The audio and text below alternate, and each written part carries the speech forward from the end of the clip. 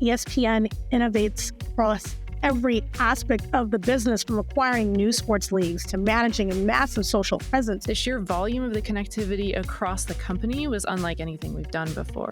I think what it does is it forces you to adapt and change at all times and utilize analytics, utilize the collaboration cross departments. Natural curiosity is really going to allow you to learn more about the business and contribute, which I think is what a lot of us want to do at the end of the day. Welcome back to the Life of Disney podcast. I'm your host, Nzinga. On today's episode, we're going behind the launch of the highly anticipated ESPN direct-to-consumer streaming service and talking to 3 employees as they share the collaboration and innovation that went into this new platform and what they've learned along the way.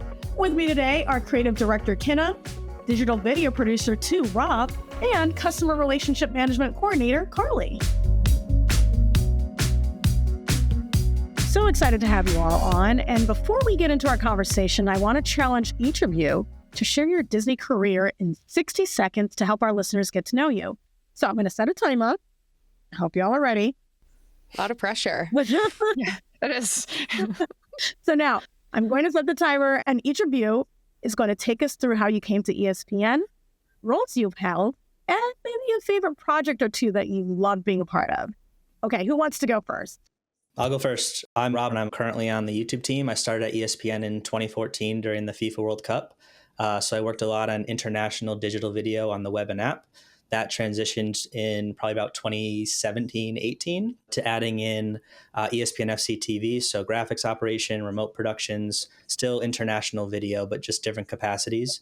And then around probably late 2017, early 2018, when Mike Foss, now one of the senior vice presidents at ESPN, he brought in live streams and podcasts and YouTube. So then I kind of fell into loving YouTube. And then from there in 2021, I've taken on the strategy behind YouTube. We've got 20 different channels now across all different sports and talent. So I'm fully on YouTube. Wow, you did well. And he did it under 60 seconds. All right. Who wants to go next? I can go. My name is Carly. I am a coordinator on our CRM team, which stands for Customer Relationship Management. We manage all of our one-to-one communications with consumers across email and app and web. I grew up outside of Philadelphia, so sports is in my blood. Big Eagles fan. If I don't know anyone listening is a big Eagles fan. And I've always loved sports, and I studied marketing in college. Always knew I wanted to dive into kind of like an analytical and creative role. And ESPN is my first job out of college. I've been with the company about 1.5 years. I've worn a couple different hats on the team in that period of time, but present day, I lead all of our strategy for our onboarding. So what is that first message you receive from us when you sign up? And then cable activation, which basically means getting our cable subscribers to activate their direct-to-consumer subscription and watch in our digital platforms. And my favorite project I've worked on so far is our tournament challenge campaign of 2025. There was a period of time where I led our fantasy strategy, and that was a really fun one. Perfect. Just a second over 60 seconds. I'll take it. I feel like it all balances out, right? We can share a couple seconds here and there. So my name is Kynna. I'm a creative director within visual storytelling, which is a part of our creative studio group. Right now, I oversee our live events and studio shows on streaming, so the artwork that represents that across platform for ESPN and Disney+. And I also am involved with anything SportsCenter, so I know Mike Foss well. We cross over a lot there. And I actually got my start as an intern in 2008 while I was still in school. And then I returned shortly thereafter in that fall, finished my classes online and started as a design in the show prod group and worked through as a designer and animator over the years, got to work on a few projects such as E60, NFL Draft, a lot of SportsCenter throughout my career, and then stepped into creative oversight in about 2017 and continued with a bit of a leadership role there. And I've enjoyed especially stepping into the DTC space in the last 1.5 years or so. Nicely done. Under 60 seconds. Y'all are like the all-star team. So it's been an exciting season for ESPN with the launch of the new direct-to-consumer platform in August. So Kynna, as the creative director at ESPN, how early on did your team start working on this project? So we actually started on it last year. Our first big push was preparing for ESPN on Disney Plus, and because there were a few areas of artwork that needed to be shored up to make sure that we could start that transition, we started looking at a backlog of artwork in our library, and also how we represent sports from a global perspective with a bit of an additional photo shoot. So our team started to form last fall, and then everything really started to ramp up as we pushed into the beginning of this year in the spring with the announcement. And looking at what we wanted to elevate in time for the launch in the fall. Yeah, and in May, you created visuals to pair with Jimmy Pitaro's announcement of the new details about the platform. Now, what was that energy like in the room when reaching this milestone? I mean, it was pretty incredible. Obviously, having all of that coming together and being a part of an announcement surrounded by my leadership was a really it was a great experience. And it was really one of those like once in a career kind of moments to know that we were shifting from a past experience into the future for how all of our fans were going to be able to see our content and move forward. But it was great. It was really fun. That's awesome. And as you got, further into the work supporting this project, what creative challenges did you all face designing for a streaming platform?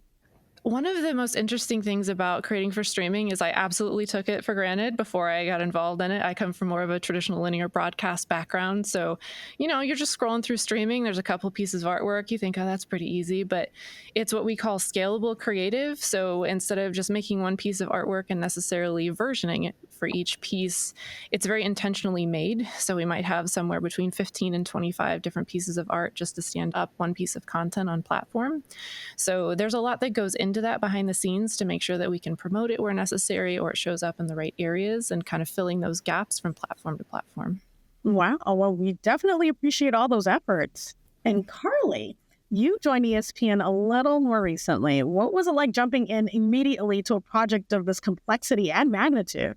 Yeah, it was very exciting, very fast moving. I joined the company when, we knew D2C was coming, but no real actionable preparation had been done yet from a CRM perspective. So I really got to see it from beginning to end of how we were going to alter our messaging and our strategy to reach these different users now that, our segments have expanded of, who we're trying to reach, how many types of subscriptions we're selling. And so early on in my career, being so close to a strategy was very exciting. It also allowed me to meet so many people in the business so quickly, just because we had so many more stakeholders that we were working more closely with across data and creative, and very proud of the end product and think it's, great experience and great learnings that I'll be able to put towards the future. Oh, absolutely. And working in customer relationship management, what role did your team play in preparing for the launch?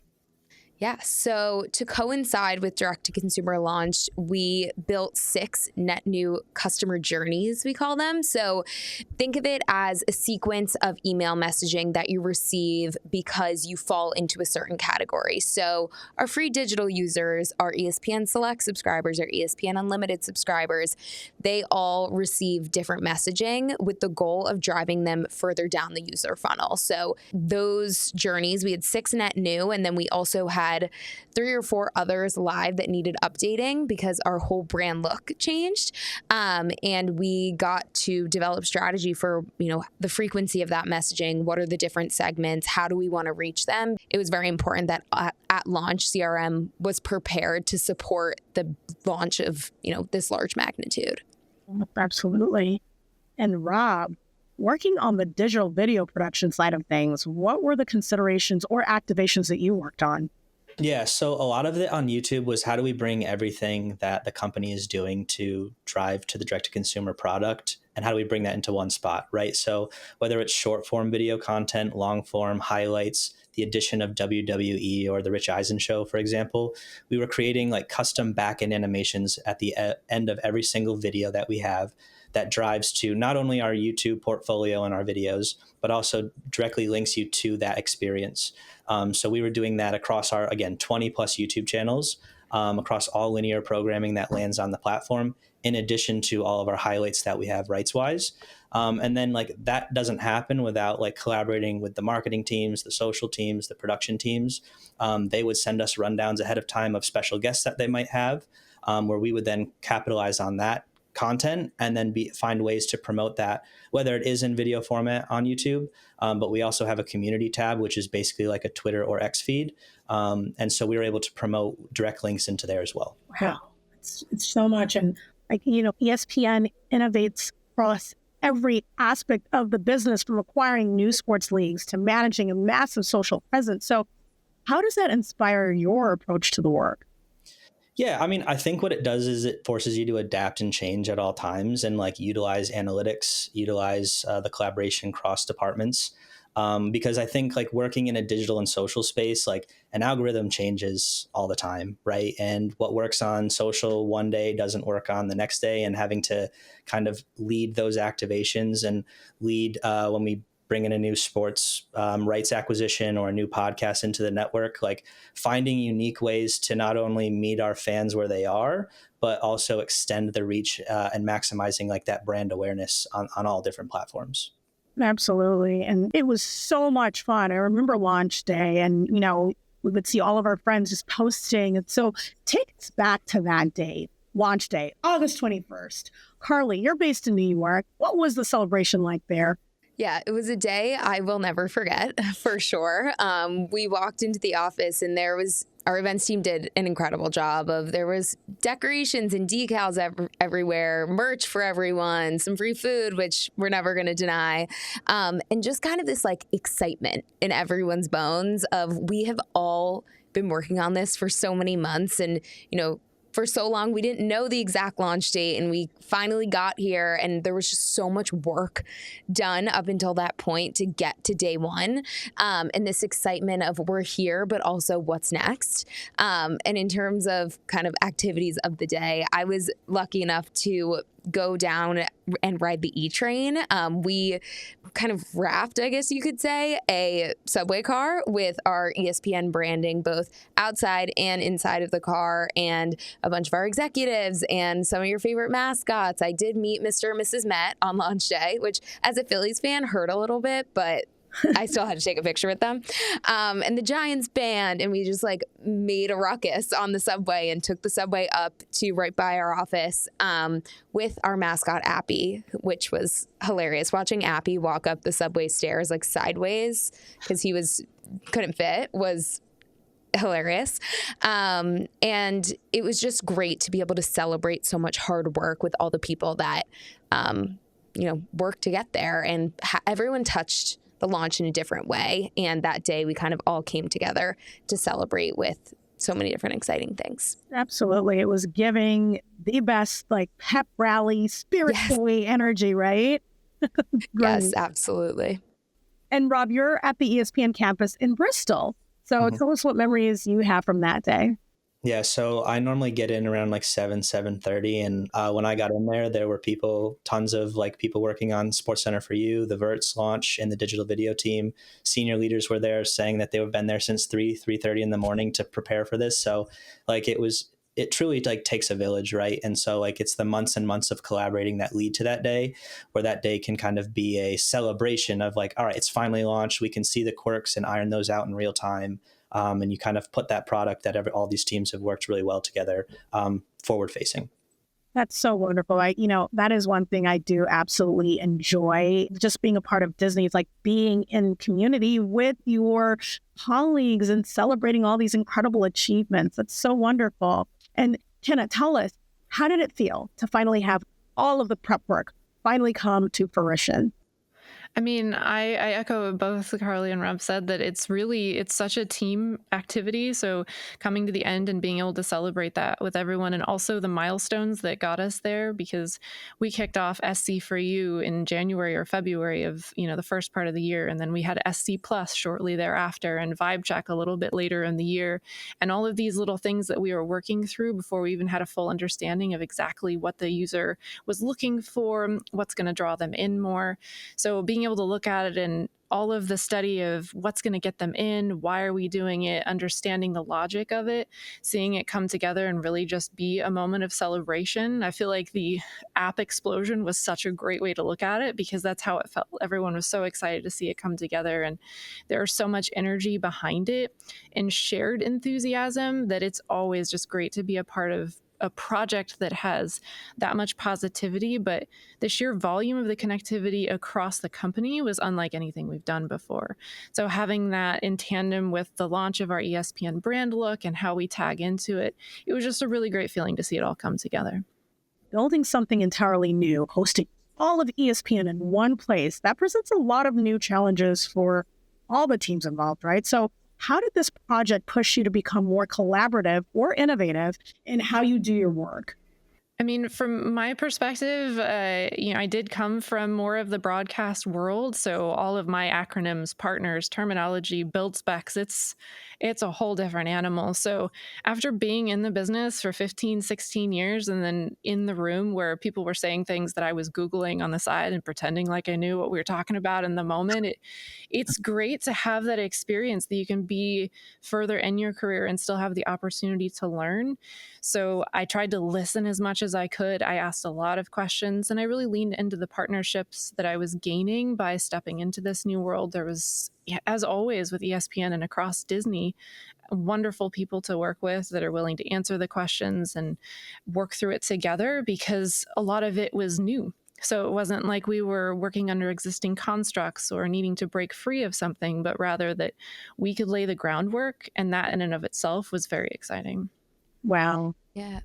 I think to build on that, in terms of like the learning, there were so many hurdles and things that teams ran into mutually that we almost were able to like learn off of the hurdles that others ran through and how they solved them. And I think from a CRM perspective specifically, from our, I think, biggest learning was the data. We have worked so much more closely with our data teams and also our partners across the Walt Disney Company, because they have learnings from these massive launches of Disney Plus and Hulu, and how can we take their D2C focused strategy and shift it and mold it to serve us and serve the fan, which is what we're looking to do at the end of the day. Yeah. I echo what both of them said in regards to, like, you have to kind of work in lockstep with all different departments, right? And there's so many times where I think we create really good content, and it's like, well, how can we inform marketing and social and linear to get that mass promotion out there? I think this challenged that, right? And I think we were able to, whether it was the John Cena activation or Jimmy Pitaro and Burke Magnus at the New York Stock Exchange, like that being on Get Up and then that finding its way to social platforms, like any kind of way that we could create that like mass awareness, and how to meet those fans on those different platforms, right? Like we did 24 billion views a couple of years ago on YouTube. How do we convert that 24 billion? I know there's not that many people in this world, but like, how do we convert a fraction of that to the direct to consumer experience? And how do we get them to be ESPN fans for the next 40 years to create that new and near fan? Yeah. I just love the amount of care and intention that's put behind all of this work. You all really love your fans. This is so wonderful. And so having reached the milestone of getting the platform live, like, what are you most looking forward to in the future of all of this work? I would say for me is like the adaptation of the products that have been put forth already, right? Like SportsCenter for You, like what's the next iteration? Like how is it going to be more personalized to the users? What is the AI software going to be like to be able to kind of propel that even more forward facing? How does the vertical video aspect look to it? What other podcasts or shows might we acquire that will be on the experience, like a Eisen or WWE? So just like for me, it's the expansion of it. Obviously, there's tons that we have available to us, but as ESPN continues to acquire rights or it continues to acquire, new talent, even that can give birth to tons of new content opportunities. Yeah, I think CRM has the benefit of being directly measurable in that we see how many people open something, click something, does it drive a subscription, and we can leverage that data to our advantage and iterate our journeys, our always on messaging, and even our ad hoc messaging, which ad hoc basically means you kind of send like a one-off. So if we send an email for Monday Night Football for that game that night to get users to tune in, we can see where are users engaging, where they may be not that interested. And we always said leading up to launch is day zero. And it's of the utmost importance that the long-term success of this product is dependent on us not taking our foot off the gas pedal and continuously setting ourselves up for success. And from a CRM perspective, that's definitely rooted in the data. And we've continued to have subsequent launches, and we've continued to evolve as a result of those. And we will continue to do so to allow our messaging to work as hard for us as possible, because it is such a great lever that we can pull. We want to make sure we're doing it with the best strategic perspective that we can. I think it's true that a lot of times we launch things, and while we're preparing for it, we'll say, oh, we'll get to that post-launch. But that's really here for us. This is just the starting point.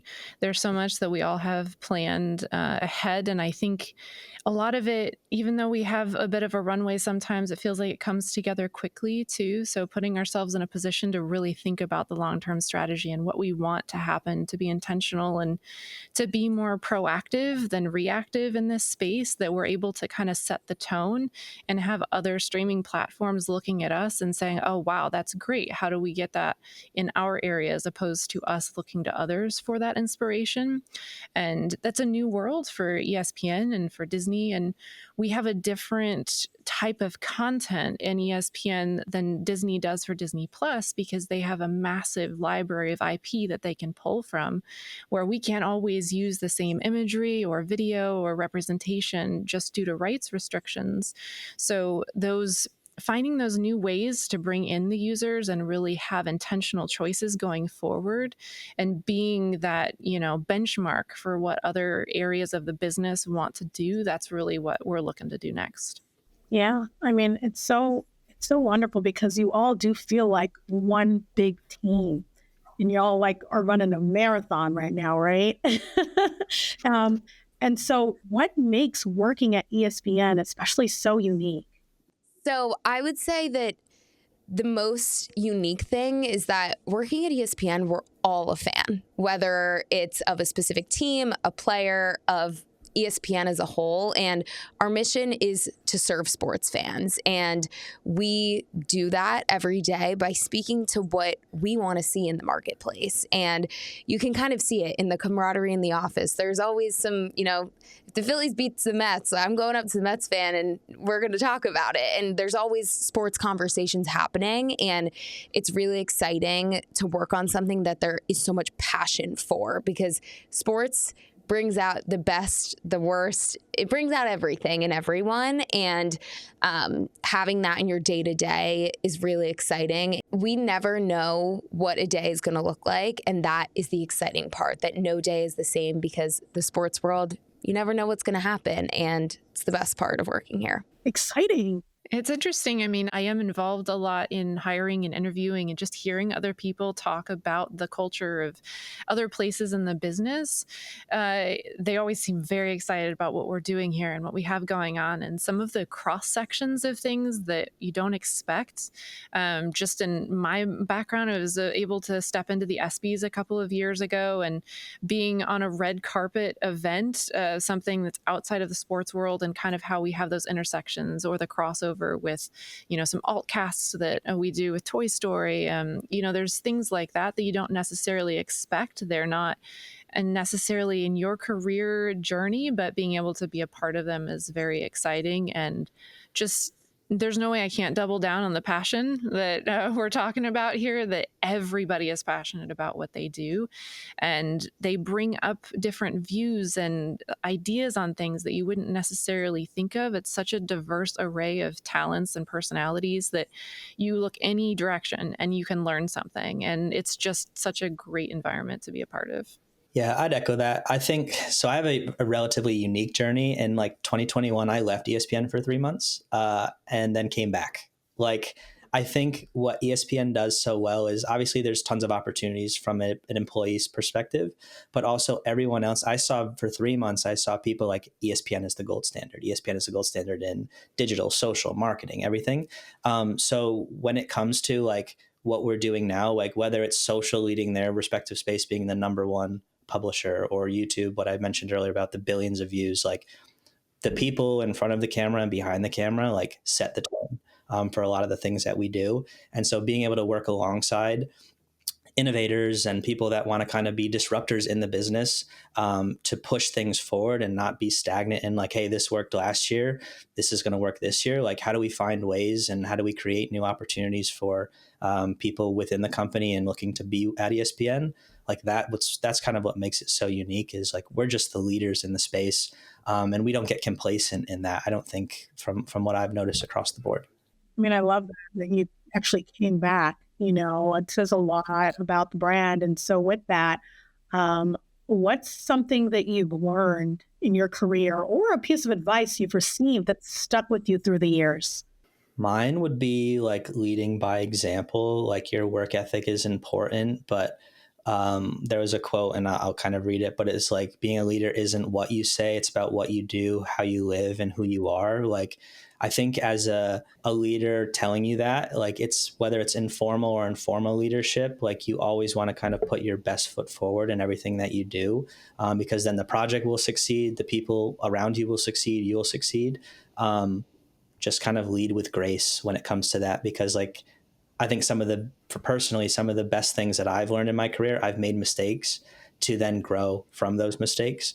So just kind of challenging, like, think outside the box and try new things. And it's such a good point. And I just kind of adding on to that, the leading with empathy too. I think that's a big part of where we see success in our groups, is if you are conscious of others' needs and interests and willing to step in and listen to what it is that they're after, because everybody has something you can plug them into. So if you're aware of that and able to find that cross section, and then also guiding them with that structure of they're not just listening to what you're saying, but you're actually showing it to them and the way you're approaching it, and being open, because everybody deserves the right to go to a job every day that they're being listened to and heard in their long-term goals too. And while the business is first and foremost, there's no reason people can't enjoy the journey and be seen in the process. Yeah. And I think for me, the number one thing that I've learned since being at the company is that you have to be curious. You have to ask questions, and you have to be the shepherd of your own growth. And that's just not talking about in terms of organizational growth. It's knowledge, networking, meeting people. It's so important to learn what others do across the company, and all of those inputs are what's going to allow you to contribute in your role. And I've found that I'm the most engaged and excited when I show up to work every day and feel like I'm learning, and that natural curiosity is really going to allow you to learn more about the business and contribute, which I think is what a lot of us want to do at the end of the day. Oh, absolutely. I think that's what unites us all as fellow cast members, right? Walt Disney himself said it best: ideas come from curiosity. So that is such an incredible point. And so ESPN is clearly a place that embraces fandom, like you all said, and celebrates the passion of sports fans. And as sports fans yourselves, do you have any hot takes you want to share with us while you still have the mic? Mine's more of like a lukewarm take. I'm a soccer fan, and there's always the debate, who's the GOAT, Messi or Ronaldo? I go Ronaldo, and, both are right. But, I'm divided in that myself. Yeah, I can definitely appreciate that. I'd say I'm kind of in the same lukewarm. I don't like to do the hot takes anymore, man. Working at ESPN, you got to be careful. If you take a full approach on something, you don't know, you can't double down on it. But I'm an F1 fan, and I love Lewis Hamilton. I just think he's an upstanding driver. And I mean, maybe it is a hot take, but I don't think that Verstappen deserved the championship. Should have been Hamilton's race. So I'd say that would be my hot take. Nice. I've mentioned I'm an Eagles fan, which means, we up in New York, we don't get a lot of love. And in this office, I do have a good number of people on my side, which I can appreciate. But I do think the Eagles are a contender this year to make a deep run, potentially into the Super Bowl. If you asked me that before the Giants win on Sunday, would I have said that? I don't know, but I have this reignited faith that it's going to be great, and they're going to have a great season with Brandon Graham back, who I have such a soft spot for. He's the best. I think they can do some pretty special things. So I'm crossing my fingers for a two-peat. Nice. I see y'all did the hot/lukewarm take. I love it. Yeah, we're not very controversial, this group. Yep. It's keep it neutral, right? I think that's best. Is that right? I think so. That's fair. It's fair. So one of the things that makes working at the Walt Disney Company so special are the memories that you make throughout your career. And of course, and for me, it's most importantly, it's the people that you work with. So what is a core memory from your career so far? I think since we're talking about streaming, a standout for me is when we were prepping for the media day in May, where we were the initial launch, where Jimmy was going to talk about, here's our DTC efforts, what do the plans look like? I traveled to New York to support that and brought one of the designers on my team with me. We were going to, work on the prep, maybe go out to dinner that night, just have a nice, relaxing reconnect, because I'm a remote employee, so it was nice to plan for that. And then it ended up with her and I sitting with our direct leaders, and then Tina Thornton. She was next to us until about midnight prepping for this presentation, and it was nothing that anyone planned, but just being in a room with everyone working towards the same thing and making all those tiny tweaks, but knowing how big of a moment it was going to be the next day when these visuals were next to Jimmy while he was talking through this groundbreaking experience. It's such a great analogy for working here, is it was nothing we had planned, but it was perfect. It was exactly what it needed to be. It was a bonding experience between peers and team leads, and then just our leadership in general, and being able to come together. And it was a great reminder of what it was all for and how great it is to feel that camaraderie in the room. Yeah, it's wonderful. Yeah, I think for me, the one that sticks out is I was fortunate enough to go to our ESPN W Summit in Ojai last fall. So it's funny, it's happening this week, but last year. And it's a summit all about women's sports, promotion of women's sports, supporting women's sports. What can we do to just support them, because they are so important and they're such a priority. And I was able to listen to so many speakers and pioneers in the field, and just feeling the passion of that group of women was something I will never forget. I was 6 months into my role. I was, you're still pretty new at that point, learning, just meeting new people, and to spend the whole week with colleagues from ESPN and people across the sports industry, it just definitely reinvigorated a passion. And as a woman who works in sports myself, it really goes to show just, how much care there is, and how we really truly do have an impact every single day with the things we do at ESPN on people's lives and how they experience the world of sports. Wow, that's rich. I love that. Mine would be, so the past 2 years, there's been a tournament called TST, which is a 7-on-7 soccer tournament in North Carolina. And Pat McAfee was like, I want to do it. So he built a team with former players and with the help of Mike Foss. And I got to help kind of production coordinate that. That's something that's entirely out of my scope. But I think to what Carly said earlier, like, you kind of are the shepherd of your career here. And like, ESPN is an oyster. And the more you can continue to network yourself, opportunities like those kind of are afforded to yourself. So like, it was just kind of cool. And it was almost like the essence of probably what ESPN was founded on, right? It's a grassroots type thing. You had celebrities end up showing up. Like Chris Paul was a backer of the TBT and TST. Johnny Damon was there sponsoring a team. So like, everyone and anyone that like loved soccer from that level was just kind of involved, and the winner of it gets $1 million.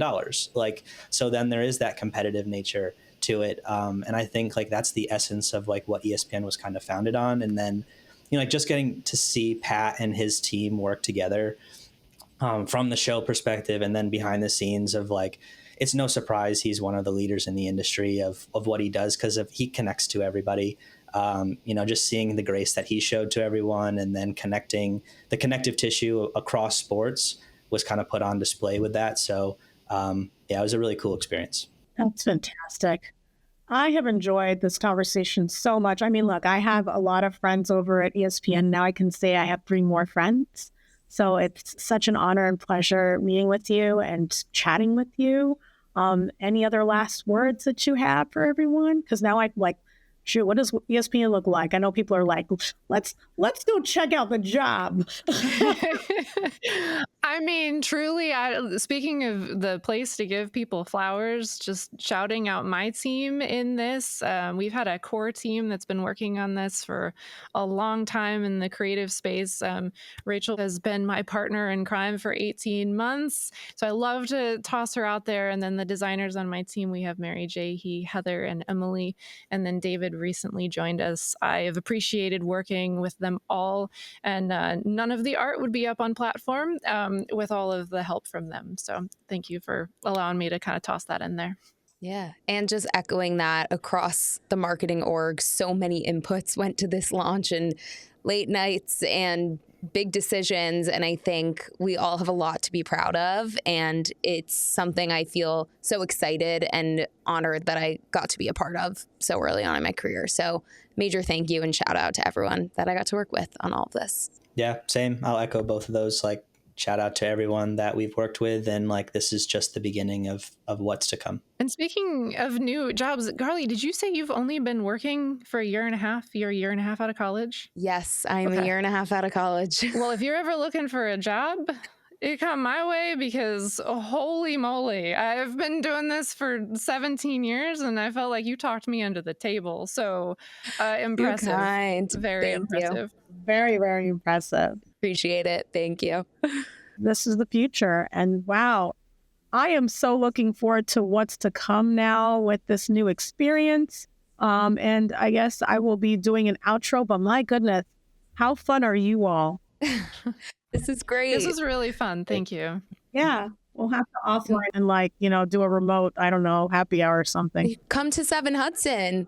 Maleficent was here today. I didn't get to see her, but like a 30-minute line to take a picture with Maleficent. Listen, talk about the things. You see, these things that people need to learn about working at Disney. You get to meet these characters. Like, look, I am a fool when I see Mickey. I instantly turn into a 4-year-old. But Maleficent? Oh my gosh. Oh, I met Stitch like 2 months ago. I made a couple of my colleagues wait in line with me because I couldn't bear to wait in line by myself to meet Stitch, but it was amazing. You never know. There's always cupcakes and then a character. And what else could you ask for? It's pretty exciting. I was on campus a couple weeks ago, just sitting there having coffee. TJ Oshie walked by. You don't ever really get used to that. It's just exciting to be able to be in the same space. And if it's Disney or a fandom, sport, it's great to be able to see it. Totally. Thank you so much for listening to today's episode. Be sure to subscribe wherever you listen to podcasts to catch our next episode. And if you want to learn more about working at Disney, follow Disney Careers on social media or visit DisneyCareers.com. We'll see you real soon. The Life at Disney podcast is produced by Jaron Kaufman and Sarah Monier. Editing by Brandon Colon. Design and graphics by Delaney Ragnar. Music arranged and produced by Nat Young Music Group, Inc. And special thank you to Tiffany Rivera, Rihanna Gold, and the ESPN teams.